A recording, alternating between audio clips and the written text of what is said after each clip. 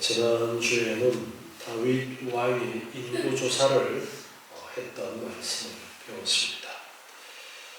다윗이 인구조사를 하게 되었던 것은 이스라엘의 범죄 때문에 다윗을 교만하도록 하나님께서 사탄이 역사하는 것을 내버려 두셨고, 그렇게 다윗은 인구조사를 함으로써 하나님의 진노를 사게 되어졌고 하나님의 진노가 임하게 되어졌던 그런 사건을 보면서 하나님께서 하나님의 백성들을 어떻게 이끄시고 어떻게 간섭하시고 어떻게 성장으로 인도하시는가에 대한 말씀을 우리를 배울 수가 있었습니다. 그러면서 우리나라의 현실을 생각하면서 우리도 우리 한 사람 한 사람이 하나님 앞에 바로 서기를 힘써야 되겠다라는 그러한 말씀을 드렸습니다. 오늘은 지혜를 구한 솔로몬에 대한 말씀을 같이 배우도록 하겠습니다. 다윗은 참으로 하나님의 사랑을 받았던 그런 왕이었습니다. 사울을 버리시고 하나님은 다윗을 택하셨습니다. 사울을 버리고 다윗을 택한 이유는 다윗이 이뻐서가 아니라 전적으로 하나님의 사랑 때문입니다. 다윗도 왕이 되기 전에는 참 겸손한 사람이었습니다. 그렇기 때문에 그 전에 그 인물 됨됨이를 보고 하나님께서 사울은 버리고 다윗을 선택하셨다라는 생각을 우리는 해서는 안 됩니다. 전적으로 하나님의 섭리 가운데 다윗이라는 사람을 택하여서 하나님의 구속의 역사를 이루시는 귀한 교육을 우리에게 하신다라는 것을 깨달아야 됩니다.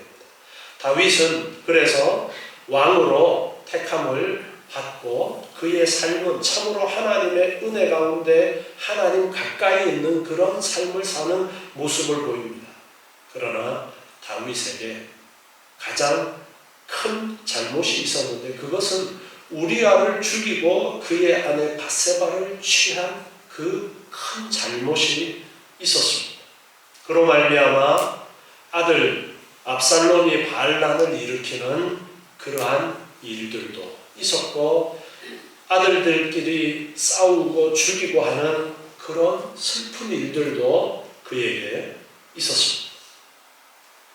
그러나 하나님께서는 다윗을 구속사의 귀한 인물로 택하셨어요.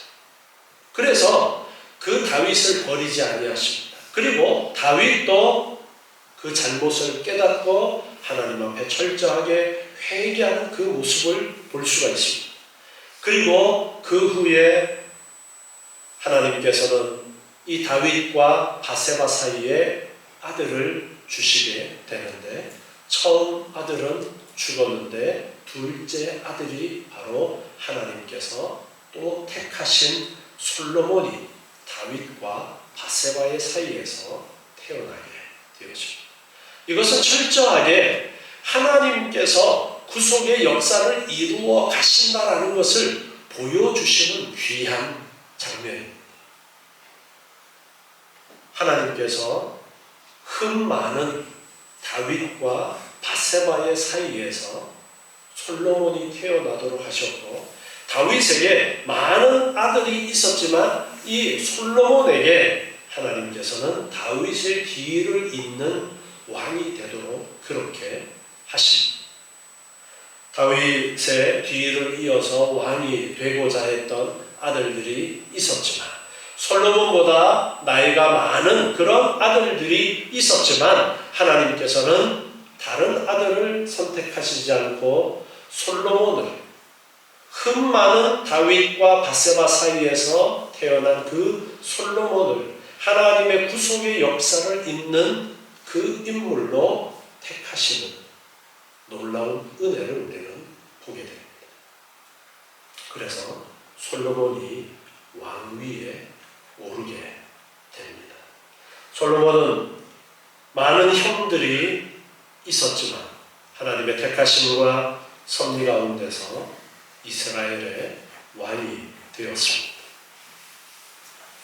다윗이 죽고 나서 어린 나이에 왕이 되어서 혼란스러운 그런 일들도 많이 있었습니다. 이제 솔로몬이 왕위를 잇고 나서 안정된 후에 솔로몬은 하나님께 일천 번제를 드리게 됩니다. 오늘 말씀해 보니까 이에 왕이 제사하러 기브온으로 갔는데 거기는 산당이 컸기 때문이다. 솔로몬이 그 단에서 번제를 드렸다. 그렇게 말씀하고 있습니다. 기브온이라는 곳으로 가서 그 산당에서 일천 번제를 드렸다. 이 기브온이라는 곳은 예루살렘 북서쪽에 약 10km 정도 떨어진 지역에 있는 해발 고도가 722m 정도 되는 좀 높은 그런 지대입니다. 그래서 산당이라고 하니까 산에 있는 높은 그런 곳이다라는 것을 가늠할 수가 있는데요. 이 기브온이라는 곳에 가서 이제 제사를 드리게 됩니다. 가나안 정복 후에 처음 이곳은 베냐민 지파에게 분배되었지만 후에 레위 지파의 성읍으로 구별됩니다.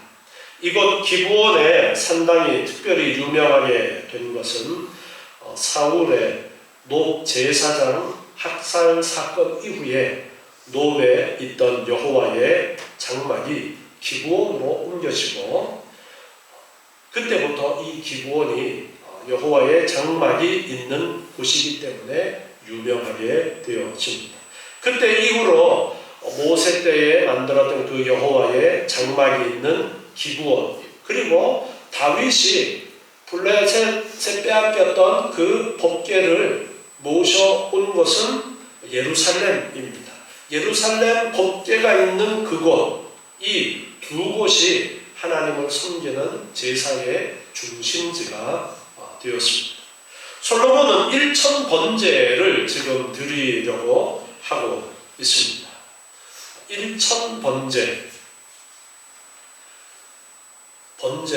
1000번을 드렸느냐 아니면 1000개의 번제 제물을 드렸느냐, 우리가 다양하게 생각할 수 있는데 거기에 대해서 분명하게는 말씀하지 않고 일천 번제라고 하셨는데, 일천 번제를 하루에 한 번씩 드리면 1000일이 필요해요. 1000일이면 몇 년 정도 됩니까?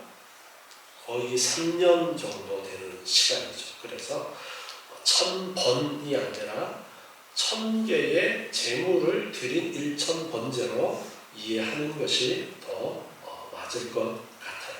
그런데 1000번의 번제를 드리려면 한꺼번에 드릴 수는 없습니다. 그것도 많은 제물을 번제로 드린다고 하더라도 여러 번 나누어서 드려야 되는데, 이 기브온의 산당이 커서 그곳이 이제 예루살렘보다는 많은 제물을 드리기에 더 적합해서, 그래서 기브온으로 가서 솔로몬이 일천 번제를 드리게 됩니다.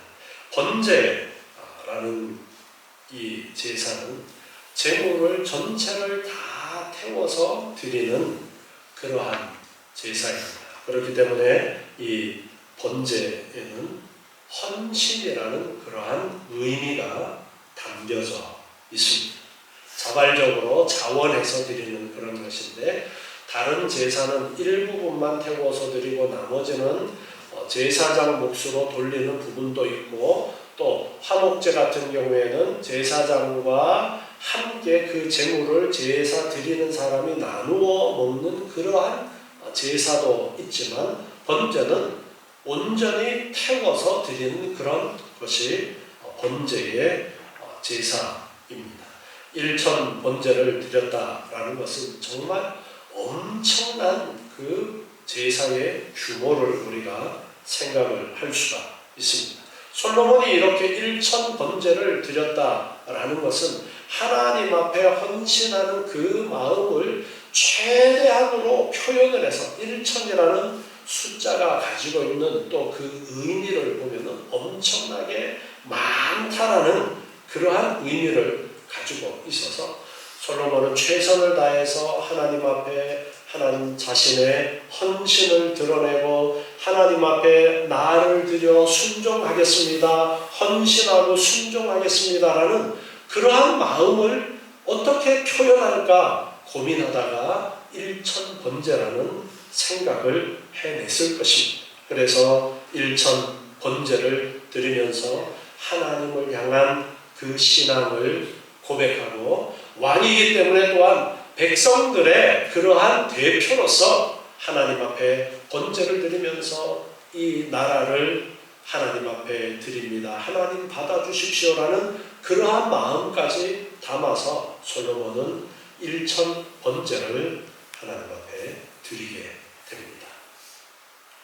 그렇게 일천번제를 드리고 나서 5절에 보니까 기브온에서 밤에 여호와께서 솔로몬의 꿈에 나타나셨어요. 하나님께서 말씀하십니다.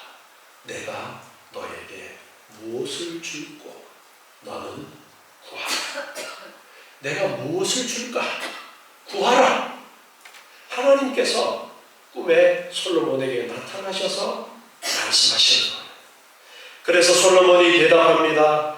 주의 종 내 아비 다윗의 성실과 공의와 정직한 마음으로 주와 함께 주의 앞에서 행함으로 주께서 저에게 큰 은혜를 베푸셨고 다윗에게 하나님께서 큰 은혜를 베풀어 주셨고 주께서 또 다윗을 위하여 이 큰 은혜를 예비하시고 오늘날과 같이 저의 위에 앉을 아들을 저에게 주셨습니다. 하나님께서 다윗을 사랑하셔서 다윗의 뒤를 이을 왕이 있게 하셨습니다. 자신이 그 뒤를 이을 왕이 되었다라는 것은 하나님 앞에 감사하면서 아는 나의 하나님 여호와여 주께서 종으로 종의 아비 다윗을 대신하여 왕이 되게 하셨는데 종은 작은 아이라 출입할 줄을 알지 못합니다. 하나님께서 저를 다윗의 뒤를 잇는 왕으로 세우셨는데 저는 아직 어려서 어떻게 해야 할지를 잘 알지 못하는 작은 종입니다.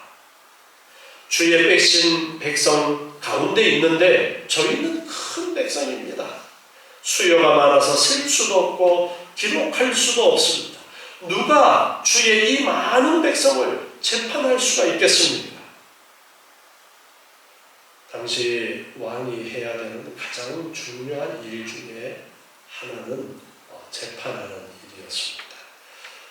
요즘은 우리나라 같은 경우에는 민주 국가여서 상권이 분리가 되어져 있죠. 그래서 법을 만드는 국회, 살림을 이끌어가는 행정부의 대통령, 그리고 재판하는 판사들 이렇게 상권이 분리되어 있는데 예전에는 왕정 시대에는 왕이 이 모든 권한을 가지고 있었습니다. 왕이 말하면 법이 되어지고 왕이 재판도 하게 되어지고 다스리는 것도 왕이 해나가고 그러다 보니까 각 고을의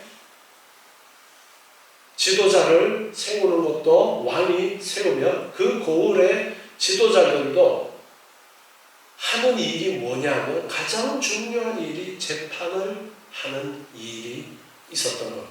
그래서 우리나라도 옛날에 사극 같은 거 보면은 마을에 원님이 재판을 하잖아요. 네. 그게 그 모든 권한이 그에게 집중되어 있었어요. 왕이 솔로몬이 왕으로서 가장 중요한 모세가 출애굽할 때에 혼자서 다 재판하다가 나중에 장인이로의 제안을 바꿔서 50부장, 100부장, 1000부장을 세워서 나누어서 밑에서 재판하고 밑에서 재판하기 결정하기 어려운 일들만 위로 올리고 그렇게 했던 것처럼 지금 솔로몬이 다스리는 이 시대에도 왕이 재판해야 될 밑에서부터 올라오는 재판해야 되는 일들이 많이 있었던 겁니다. 그래서 그 일이 가장 어렵고 중요한 일이어서 솔로몬은 그 일을 염두에 두고서 하나님께 지금 구하고 있어요. 재판을 해야 되는데 엄청나게 많은 백성들이 있는데 지혜로운 마음을 종에게 주셔서 주의 백성을 재판하여 선악을 분별하게 해 주십시오. 지혜를 주셔서 재판을 지혜롭게 잘 할 수 있도록 선악을 올바로 분별할 수 있도록 지혜를 허락해 주십시오. 하나님 앞에 그렇게 기도합니다. 역대하 1장 9절 말씀에서 또 보시면요. 역대하 1장 9절에 여호와 하나님이여 원컨대 주는 내 아비 다윗에게 허하신 것을 이제 굳게 하옵소서. 주께서 나로 땅에 티끌같이 많은 백성의 왕을 삼으셨사오니 주는 이제 내게 지혜와 지식을 주사 이 백성 앞에서 출입하게 하옵소서. 이렇게 많은 주의 백성을 누가 능히 재판하리이까. 병행 구절인 역대하에서도 보면은 역시 재판할 수 있는 지혜를 주십시오. 하나님 앞에 이렇게 솔로몬이 구하는 것을 볼 수가 있습니다. 이렇게 하나님이 꿈에 나타나서 솔로몬에게 무엇을 줄까 하니까 자기에게 맡겨진 가장 중차대한 일인 백성을 올바로 재판할 수 있는 선과 악을 올바로 구별할 수 있는 지혜를 주십시오. 그렇게 구했어요. 어떻게 하면은 더 땅을 넓혀서 더 많은 지역을 정복할지 그런 지혜를 주십시오. 그것이 아니었어요. 어떻게 하면 이 나라가 잘 살 수 있을까 지혜를 주십시오. 그것이 아니었어요.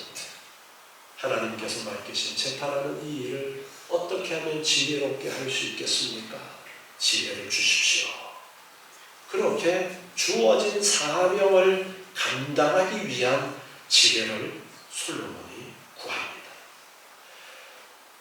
오늘 본문 열왕기상 3장 10절 말씀을 보니까 솔로몬이 이것을 구했더니 그 말씀이 주의 마음에 맞았다.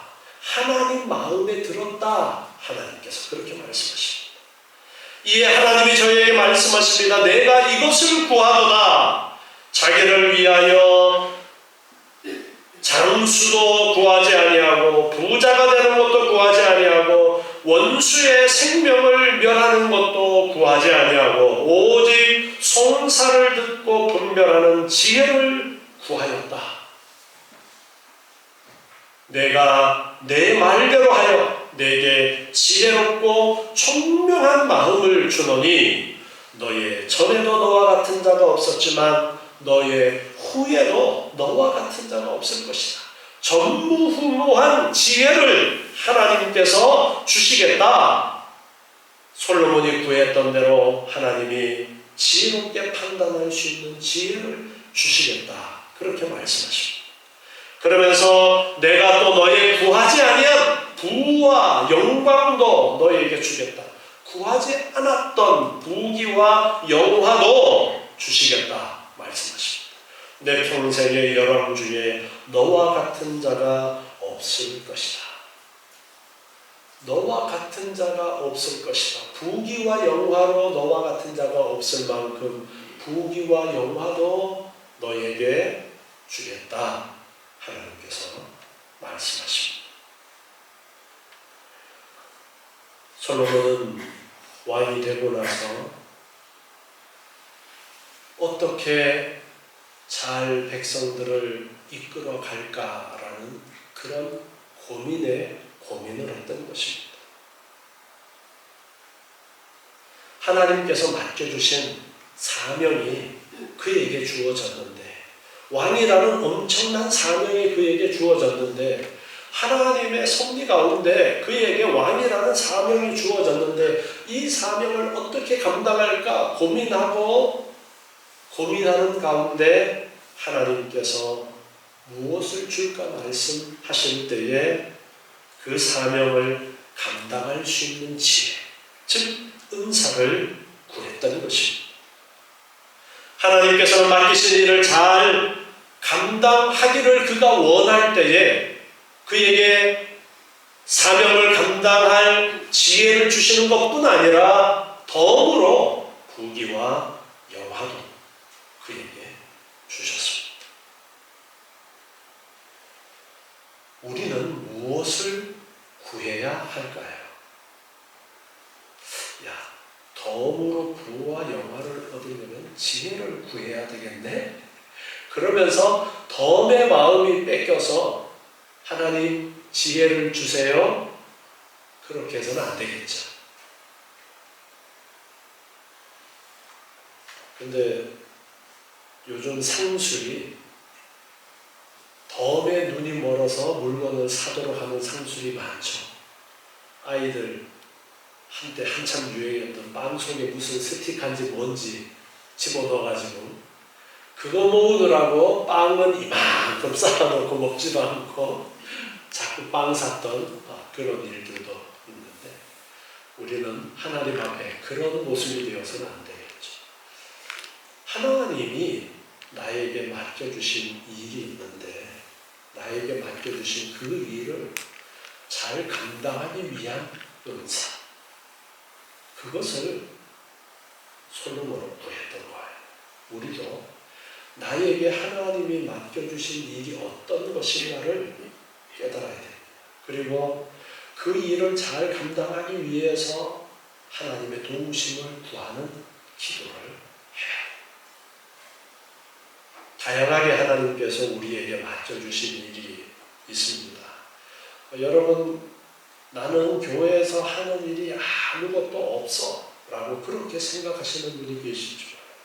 그런데 오늘 이렇게 나와서 예배 드리는 것이 나에게만 유익이 되는 것이 아니라 옆에 앉아있는 사람에게도 그래 함께 이렇게 예배할 수 있는 사람들을 보면서 또 힘을 얻고 그렇게 아무것도 안 하는 것 같아도 여러분이 분명히 역할이 있다는 것을 깨달으셔야 됩니다.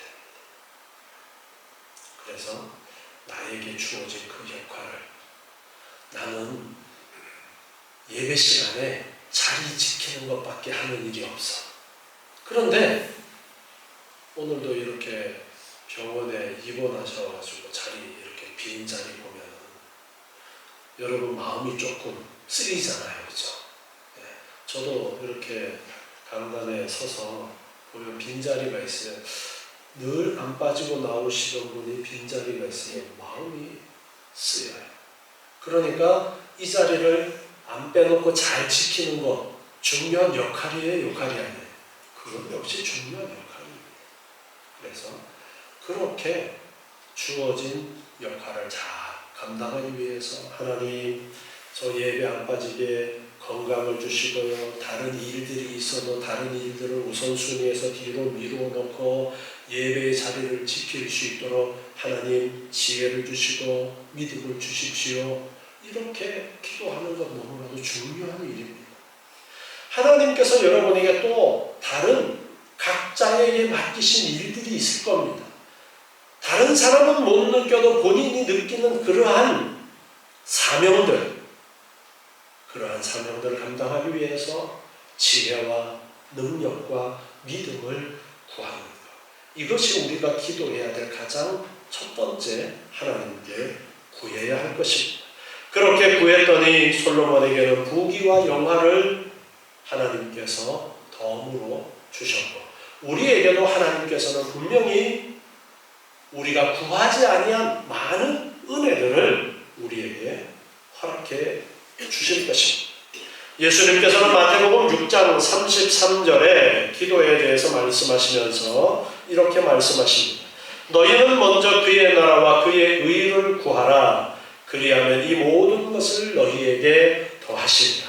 먼저 그의 나라와 그의 의를 구하라. 하나님의 나라와 하나님의 의를 구해라. 내가 하나님의 백성으로서 어떻게 살아가야 될 부분을 고민하고 내가 믿음을 지켜나가는 부분을 고민할 때에 하나님께서 우리의 삶의 나머지 부분들의 모든 필요도 아시고 하나님께서는 얼마든지 채워주시니까 먼저 그의 나라와 그의 의를 구하라. 예수님께서 기도에 대해서 그렇게 가르쳐 주셨어요. 솔로몬은 그렇게 지혜를 구했고 하나님 마음에 너무나 흡족했고 하나님께서 부귀와 영화를 그에게 주셨습니다. 열왕기상 3장 14절 오늘 본문 계속 말씀을 보니까 내가 만일 내 아비 다윗의 행함같이 내 길로 행하며 내 법도와 명령을 지키면 내가 또 내 날을 길게 하리라. 장수의 복도 주시겠는데 다윗처럼 하나님의 법도와 명령을 잘 지키면 장수의 복도 주시겠다. 이렇게 꿈속에서 하나님께서 솔로몬에게 말씀을 하셨습니다.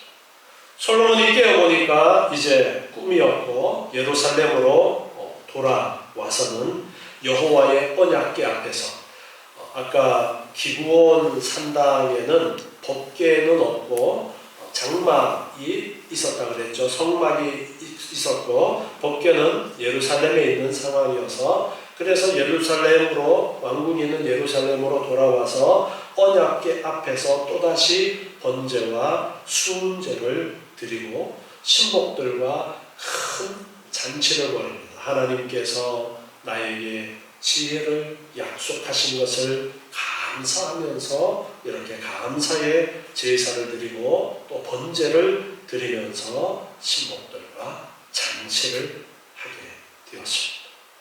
그 뒤에 이제 16절부터에 보면 우리가 너무나도 유명하게 잘 아는 지혜로운 재판을 하게 되어지는 내용이 기록이 되어져 있습니다. 창기 2명이 있었는데 비슷한 시기에 아이를 낳았습니다. 그런데 한 아이가 죽었습니다. 그래서 옆에 같이 있던 창기가 여인이 이제 몰래 자기 아들이 죽은 것을 알고 바꾸었어요. 그런데 아침에 일어나서 보니까 아이가 죽은 것을 발견한 한 여인이 가만히 보니까 내 아이가 아니에요. 여러분, 애기들 비슷비슷하지만 엄마는 보면 알죠. 네. 우리 성도님들 아직까지 우리 세나하고 세나 구별 잘 못하시죠? 다인이랑 다운이도 구별 잘 못하시고.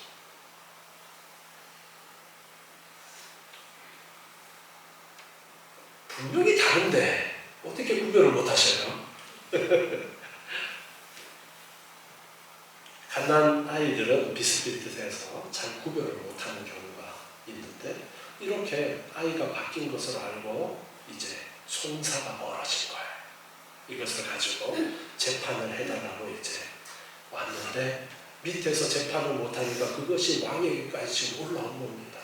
이 살아있는 아이가 누구의 아이냐?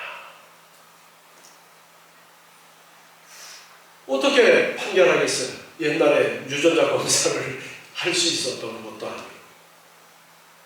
그래서 솔로몬 왕이 지혜로운 재판을 하는데 칼을 가지고 오라고 해요. 칼을 가지고 와서 저 아이를 절반 나누어서 절반씩 주도록 해라 라고 판결을 합니다. 그랬더니 가짜 엄마는 예, 좋습니다. 딱 절반 나누어서 주십시오. 그런데 진짜 엄마의 마음은 어때요? 차라리 내 자식이 못 되더라도 자식이 죽는 것을 바라지 않는 것이죠. 그래서 진짜 엄마가 말합니다. 아닙니다. 차라리 저 여인에게 주십시오. 그랬더니 솔로몬 왕이 판결을 하면서 누구 아인지 판결을 내리죠. 죽이지 말라라고 하는 사람이 진짜 엄마다라는 이 명 판결을 내리게 됩니다.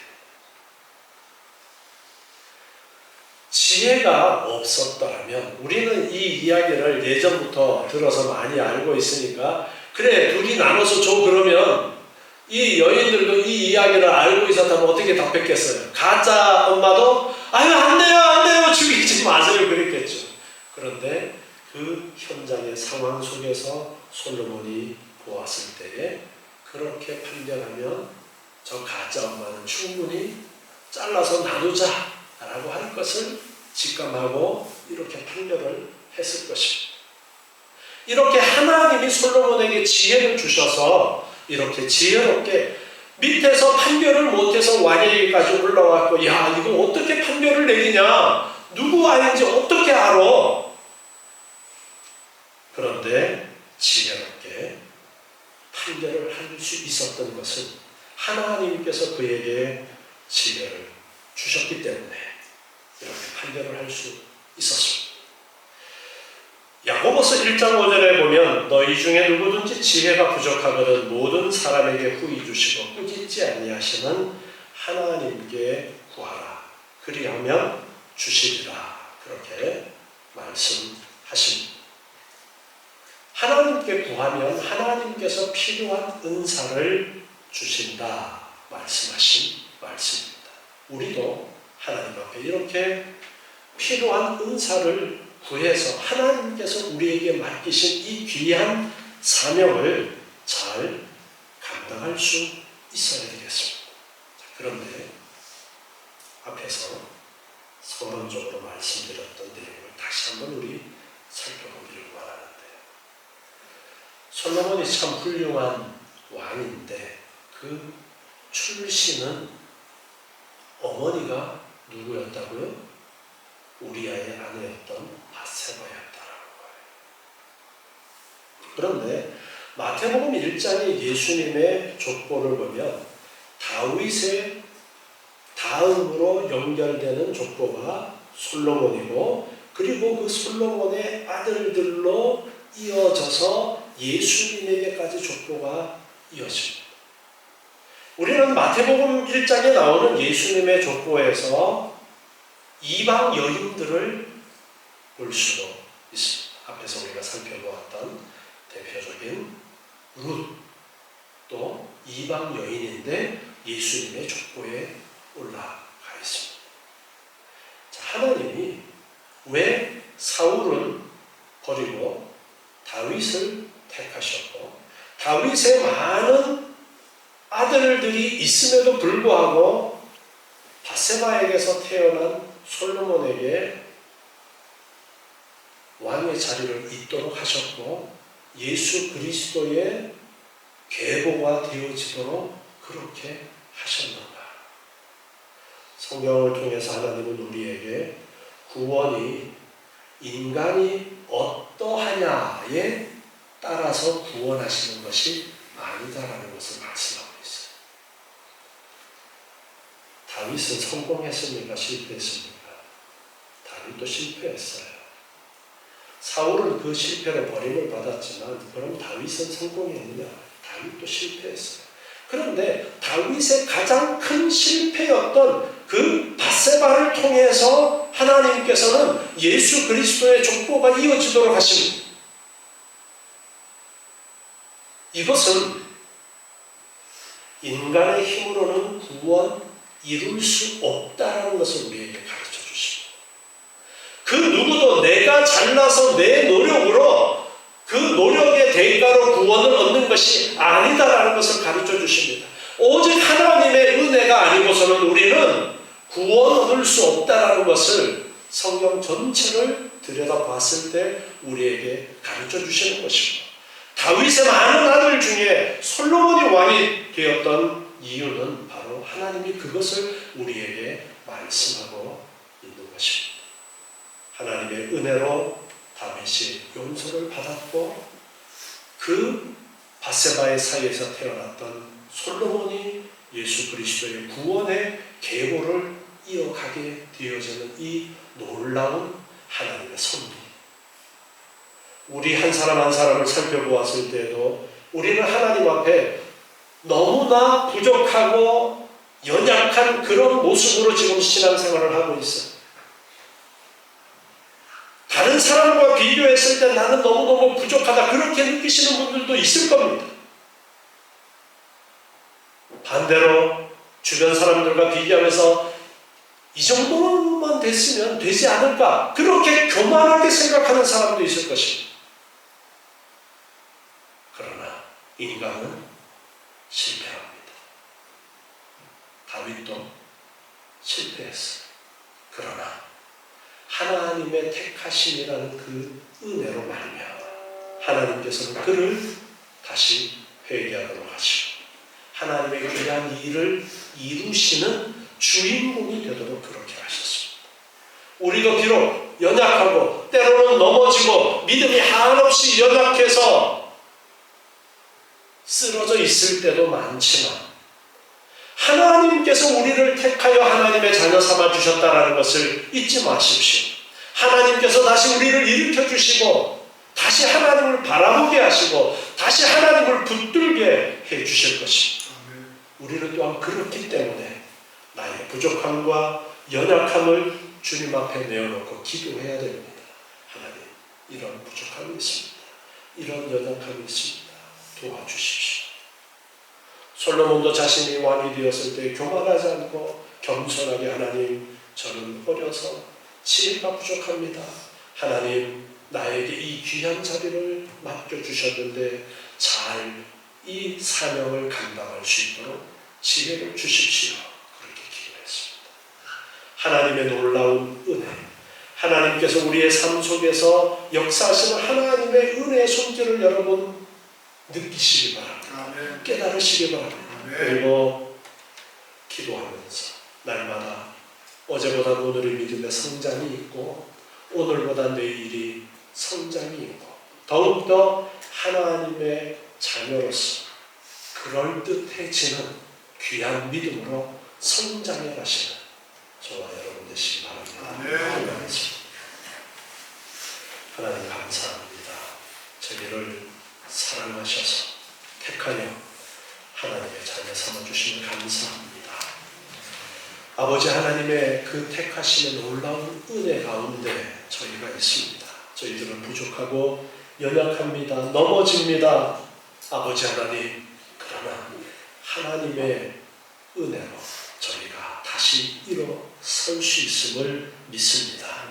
아버지 하나님을 온전히 의지하는 저희들 되게 도와주시옵고 다시 일어나게 도와주시옵고 하나님을 바라보게 하시고 기도하게 하시고 하나님께서 맡기신 귀한 일들을 온전히 감당하는 저희들 되도록 아버지 하나님 도와주시옵소서. 하나님께서 택하셔서 이루심을 믿습니다. 날마다 하나님의 사랑과 이루실 그 앞날을 기대하면서 소망 가운데서 기뻐하며 즐거워하는 저희의 삶이 되도록 주님 복 내려 주시옵소서. 예수님의 이름으로 기도드리옵나이다. 아멘.